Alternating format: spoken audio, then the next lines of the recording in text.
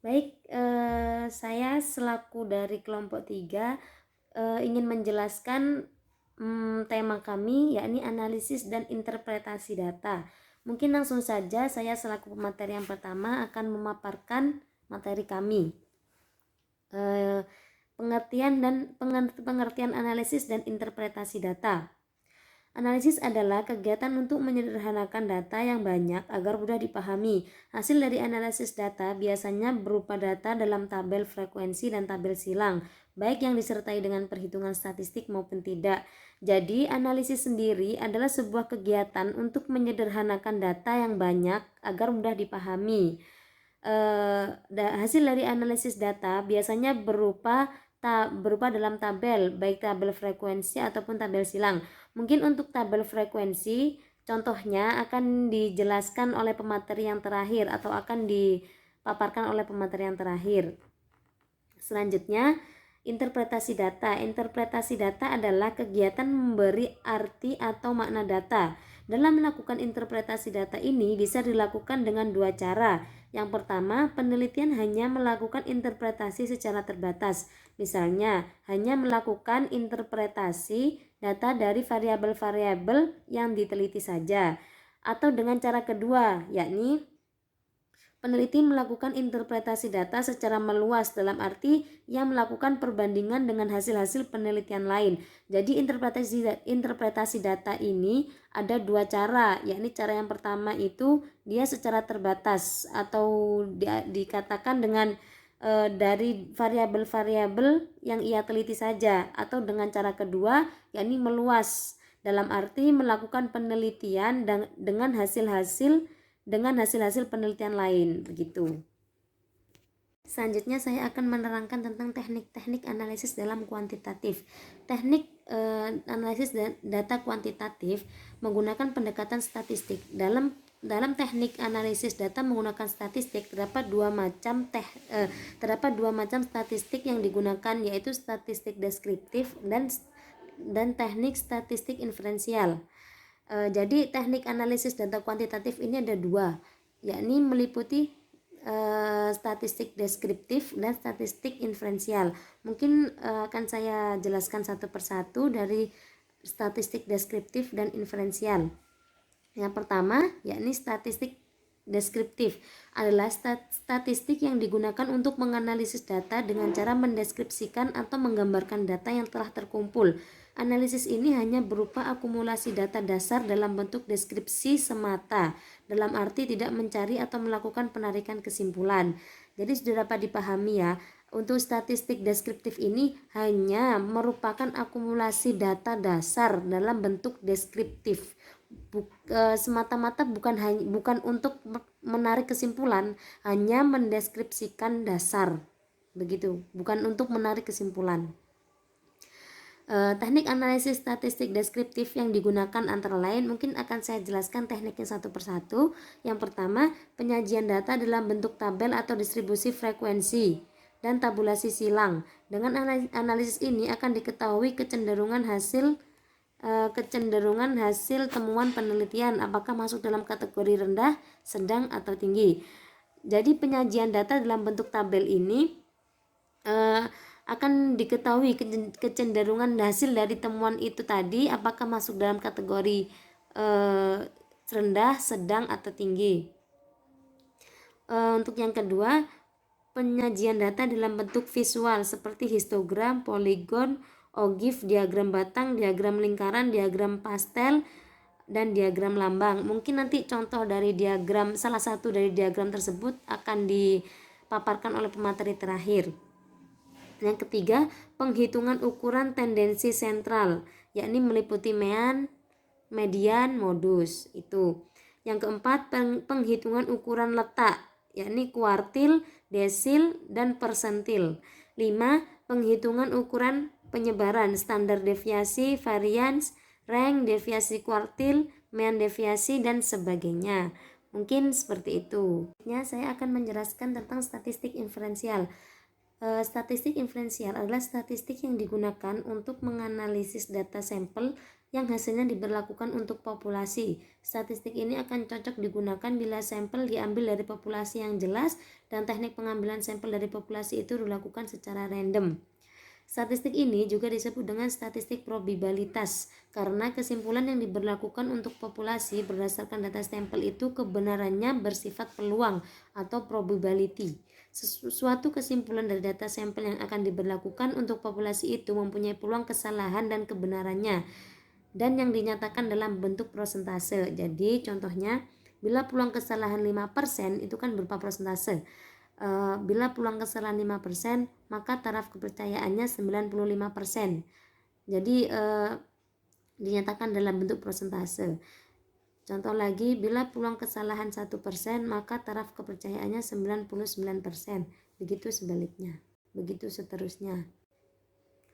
Selanjutnya, saya akan menjelaskan tentang statistik parametris dan non-parametris. Seperti yang sudah saya katakan tadi di awal bahwa dalam statistik inferensial di dalamnya terdapat statistik parametris dan non-parametris. Mungkin saya di sini akan menjelaskan yang statistik parametris terlebih dahulu. Pada statistik parametris digunakan untuk menguji parameter populasi melalui statistik atau menguji ukuran populasi melalui data sampel. Dalam statistik hipotesis yang diuji adalah hipotetis nol karena tidak dikehendaki adanya perbedaan antara parameter populasi dan statistik, yaitu data yang diperoleh dari sampel. Teknik analisis statis meliputi korelasi Pearson, korelasi Spearman, dan uji T. Berikut teknik analisis statistik parametris. Mungkin saya akan menjelaskan langsung di contohnya ya. Contoh analisis statistik parametris, yakni korelasi Pearson product moment correlation. Kegunaannya yakni menentukan hubungan antara dua variabel yang berskala interval. Skala interval ini skala yang menggunakan angka sebenarnya. Korelasi ini termasuk ke dalam uji statistik parametrik berdasarkan besarnya korelasi 0 sampai 1. Korelasi dapat berupa positif yang artinya searah jika variabel besar, maka variabel kedua juga besar pula. Korelasi negatif berlawanan arah jika variabel pertama besar, maka variabel kedua kecil. Patokan hasil perhitungan korelasi sebagai berikut. 0,20 yakni hubungan dapat dianggap tidak ada. 0,20 sampai 0,40 hubungan ada tetapi rendah. Begitu seterusnya. Mungkin bisa dilihat di PPT seperti itu. Selanjutnya saya akan menjelaskan statistik non-parametris. Statistik non-parametris tidak menguji parameter populasi, tetapi menguji distribusi. Statistik parametris kebanyakan digunakan untuk menganalisis data interval dan rasio. Jadi statistik parametris yang tadi awal saya jelaskan, itu kebanyakan untuk menganalisis data interval dan rasio. Sedangkan statistik non-parametris kebanyakan digunakan untuk menganalisis data nominal dan ordinal. Mungkin perbedaannya di situ ya, mungkin bisa dipahami. Jadi untuk menguji hipotesis dalam penelitian kuantitatif yang menggunakan statistik, ada dua hal utama yang harus diperhatikan, yaitu macam-macam data dan bentuk hipotesis yang diajukan. Berikut teknik analisis statistik non-parametrik. Yang pertama, korelasi Spearman, yakni Spearman rank order correlation. Kegunaan korelasi Spearman berfungsi untuk menentukan besarnya hubungan dua variabel yang berskala ordinal atau tata jenjang. Biasanya data yang dianalisis adalah angka yang berjenjang, misalnya 1, 2, 3, 4, 5, dan seterusnya. Angka tersebut itu hanya simbol saja, tidak memiliki arti, hanya simbol saja. Oleh karena itu, korelasi ini termasuk uji statistik non-parametrik. Contohnya, perusahaan iklan ingin mengetahui jenis iklan apa yang paling disukai yang ditayangkan di televisi dan radio, dan apakah ada korelasi atau hubungan antara iklan di televisi dan radio tersebut. Mungkin seperti itu. Kurang lebihnya penjelasan dari saya, mohon maaf, mungkin bisa lebih dijelaskan lagi oleh beliau Bapak dosen. Selanjutnya, materi selanjutnya akan dilanjutkan dengan pemateri yang kedua. Assalamualaikum warahmatullahi wabarakatuh. Saya Nuril Ika Fajriyah akan melanjutkan materi selanjutnya, yaitu chi-square. Kegunaan chi-square untuk mengetahui ada tidaknya hubungan antara variabel bebas dengan variabel tergantung. Syarat untuk menggunakan chi-square adalah data harus berskala nominal. Contoh, sebuah perusahaan baju wanita ingin melakukan penelitian mengenai hubungan antara kontras warna dan keputusan membeli baju. Kita akan mencari apakah ada hubungan atau tidak antara variabel kontras warna dengan keputusan membeli baju. Selanjutnya, C. Tahapan mengolah atau menganalisis data kuantitatif. Dalam menganalisis data, ada beberapa langkah sederhana yang dilakukan, yaitu editing, pemberian skor, pembuatan coding, cleaning, tabulasi data, analisis deskriptif, dan analisis inferensial. Nantinya, hasil analisis sampel dalam satuan statistik dilanjutkan untuk memprediksi parameter populasi. Sedangkan hasil analisis populasi dalam satuan parameter sudah selesai atau tidak ada tindak lanjutnya lagi. Contoh penelitian. Suatu penelitian mengenai penduduk dan tenaga kerja antara lain: A. Banyaknya penduduk menurut kelompok umur 2. B. Banyaknya penduduk menurut kelompok pendidikan 3. C. Banyaknya penduduk yang bekerja menurut sektor ekonomi 4. D. Banyaknya penduduk yang bekerja menurut tingkat pendapatan 5. Pada dasarnya, kegiatan yang dilakukan dalam pengolahan data adalah sebagai berikut. Yang pertama yaitu editing di kantor atau office editing. Yang kedua yaitu pemberian kode atau coding. Yang ketiga, pembuatan lembar kerja atau worksheet. Yang keempat, pembuatan tabel atau gambar atau grafik. Setelah ketiga pekerjaan di atas selesai, hari baru disusun tabel atau dibuat gambar atau grafik yang diinginkan. Selanjutnya, D. Contoh hasil penelitian sesuai tema. Secara ringkas, jenis pekerjaan dalam pengolahan data atau misal dari suatu survei dapat dikelompokkan dahulu sebagai berikut. Yang pertama, data mentah yang ada di dokumen atau kuesioner. 2. Editing dan coding. 3. Worksheet tabel penolong. Untuk lebih jelasnya bagaimana kegiatan pengelompokan di atas dilakukan, perhatikan contoh berikut ini.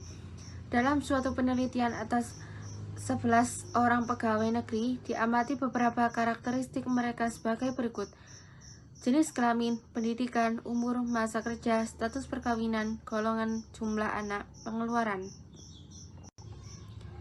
Setelah kuesioner terkumpul, kemudian dilakukan pengolahan terhadap data tersebut dengan langkah-langkah sebagai berikut. A. Editing. Dalam tahap ini diperiksa kebenaran isian kuesioner, misalkan dengan memeriksa konsistensi antar pertanyaan. Jika umur 20 tahun misalnya, maka tidak mungkin data jumlah anak lebih dari 10. Atau pendidikan di atas sarjana atau masa kerja di atas 10 tahun. Dan setiap pertanyaan diperiksa konsistensi antara jawaban terhadap berbagai pertanyaan. Yang B. Coding. Dalam tahapan dilakukan pemberian kode sesuai klasifikasi yang ditentukan. Misalkan, jenis kelamin laki-laki dengan kode 1, perempuan dengan kode 2. Status perkawinan, belum kawin diberi kode 1, kawin diberi kode 2, janda atau duda diberi kode 3. Selanjutnya pendidikan, SD diberi kode 1, SLTP diberi kode 2, SLTA diberi kode 3, akademi atau lebih diberi kode 4, universitas diberi kode 5. Selanjutnya, C. Pembuatan worksheet atau lembar kerja. Setelah dilakukan editing dan coding, kemudian dibuat worksheet dasar dengan memerinci setiap jawaban dari setiap pertanyaan yang ada dalam kuesioner untuk setiap unit pengamatan. Bila prosedur ini dilakukan, maka diperoleh hasil sebagai berikut dengan data hypothetical data sebagai berikut di bawah ini. Langsung saja saya Rahmati N. Mahalil akan melanjutkan penjelasan sebelumnya. Bagian D yaitu menyusun tabel berdasarkan worksheet yang dibuat di atas, maka dapat disusun berbagai tabel yang diinginkan, seperti tabel jumlah pegawai menurut jenis kelamin dan umur. Sebagaimana kalian bisa melihat tabel yang telah disiapkan oleh pemateri. Lanjut bagian E yaitu pengelolaan data. Penyajian data dari hasil penelitian dengan menggunakan tabel merupakan penyajian yang relatif banyak digunakan karena lebih efisien, simpel, dan cukup komunikatif. Terdapat dua macam tabel, yaitu tabel biasa dan tabel distributif frekuensi. Setiap tabel berisi 3 judul, yaitu judul setiap kolom dan nilai data dari setiap kolom, dan sumber data atau dari mana data tersebut diperoleh. Contoh penyajian data dari tabel biasa baik nominal, ordinal, dan interval sebagai berikut. Telah dilakukan penelitian untuk mengetahui jumlah penduduk berdasarkan agama pada sebuah kelurahan X. Berdasarkan data kelurahan diperoleh keadaan sebagai berikut. Yang pertama, jumlah warga yang beragama Islam berjumlah 300 orang. Yang kedua, jumlah warga yang beragama Kristen ada 500 orang. Jumlah warga yang beragama Protestan ada 300 orang. Dan jumlah warga yang beragama Hindu ada 50 orang. Sedangkan jumlah warga yang beragama Buddha ada 25 orang. Nah, tadi kan sudah dijelaskan mengenai tabel biasa dan tabel distributif frekuensi. Di bawah ini merupakan contoh tabel biasa yang dimana telah dimasukkan data acak di atas. Baik, saya akan melanjutkan kembali dari Saudara Rahmatia, yakni untuk yang B, contoh penyajian data ordinal telah dilakukan penelitian untuk mengetahui jumlah penduduk berdasarkan tingkat pendidikan pada sebuah kelurahan X. Berdasarkan data kelurahan diperoleh keadaan sebagai berikut. Mungkin dapat dilihat di tabel kami, itu sama seperti yang di atas ya, untuk jumlah dan semuanya. Kemudian yang C, contoh penyajian data interval. Telah dilakukan penelitian untuk mengetahui jumlah penduduk berdasarkan tingkat penghasilan per bulan pada sebuah kelurahan X. Berdasarkan data kelurahan diperoleh keadaan sebagai berikut. Mungkin bisa dilihat di tabel kami, yakni yang pertama kurang lebih RP 500.000, jumlah 3.000 orang. Nomor 2 5 juta sampai dengan 900.500 orang. Yang ketiga 1 juta sampai 1.400.000 300 orang. Yang keempat 1.500.000 hingga 1.900.000, itu 50 orang. Terus yang kelima kurang dari 2 juta, itu 25 orang. Mungkin bisa dilihat di tabel kami dalam PPT. Lanjut contoh bagian D, yaitu tabel distribusi frekuensi. Tabel distribusi frekuensi disusun bila jumlah data yang akan disajikan cukup banyak, sehingga kalau disajikan dalam bentuk tabel biasa menjadi tidak efisien atau tidak komunikatif. Manfaat penyajian data tabel ini dapat sebagai persiapan untuk menguji normalitas data. Dalam tabel distribusi frekuensi, ada beberapa unsur yang harus diperhatikan, yaitu yang pertama, tabel distribusi mempunyai sejumlah kelas yang bersifat interval. Yang kedua, setiap interval kelas mempunyai nilai jarak antara batas bawah dengan batas atas yang sama. Yang ketiga, setiap interval kelas mempunyai frekuensi atau jumlah. Cara membuat tabel distribusi frekuensi adalah yang pertama, menentukan jumlah kelas interval dengan cara pengalaman yang berkisar antar 6 sampai 15 kelas, dan ada juga yang ditentukan dengan rumus Stargauss seperti rumus K sama dengan 1 tambah 3,3 kali log N.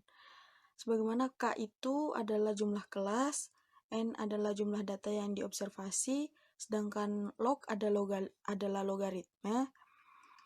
Dan menghitung rentang data, yaitu mengurangi data terbesar dan data terkecil. Kemudian menghitung panjang kelas dan cara menghitung panjang kelas dengan membagi rentang kelas dengan jumlah kelas. Sedangkan menyusun interval kelas dari data terkecil sampai data terbesar. Kalian bisa lihat sendiri, ini ada tabel distribusi frekuensi yang mana ada interval kelas dan frekuensi, kemudian di bawahnya ada terdapat 2 contoh diagram.